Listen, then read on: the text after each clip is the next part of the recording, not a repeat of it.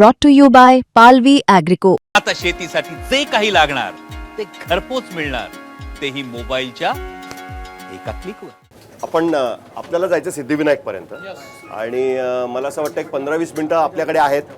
तर आता खरं राजकीय प्रश्नांची फैरी सुरू होईल. म्हणजे आता आपण खूप इन्फ्रास्ट्रक्चरवर बोललो, पण आम्हाला ज्याच्यासाठी खरी चर्चा करायची ते आता सुरू होते मला असं वाटतं. अभिजित, मेट्रोच्या वेगानं महाराष्ट्राचं राजकारण पण बदलताना दिसते भाऊ. आणि आपण बघितलं की ज्या पद्धतीच्या युत्या आघाड्या महाराष्ट्रामध्ये झाल्या, तर एकनाथ शिंदे साहेब तुमच्यासोबत मुंबईमध्ये आहेत, पण बरीच ठिकाणं अशी काय आहेत की स्ट्रॅटेजिक युती दिसते.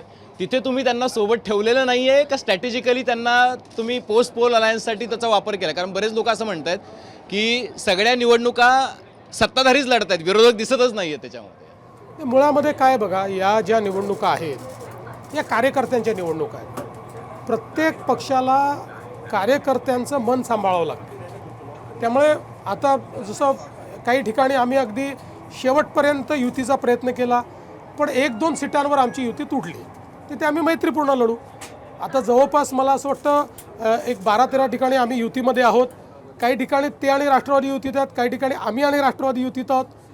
त्यामुळे वेगवेगळं परम्युटेशन कॉम्बिनेशन आहे. तुम्हाला जरी लक्षात राहतं कुठे नक्की कोणावर आम्हाला जरा लक्षात राहत असं नाही आहे, 2 राष्ट्रवादी युतीमध्ये आहेत, त्यामुळे लक्षात राहत कोण कोणासोबत आहे. तुम्हाला शेवटच्या क्षणापर्यंत म्हणजे छत्रपती संभाजीनगर असेल किंवा अमरावती असेल, अकोला असेल, हे सकाळपर्यंत तुम्हाला फोनाफोनी चालू असेल ना, करायची नाही करायची, करायची नाही करायची, आणि एवढा वेळ का मग अगदी शेवटच्या क्षणापर्यंत का?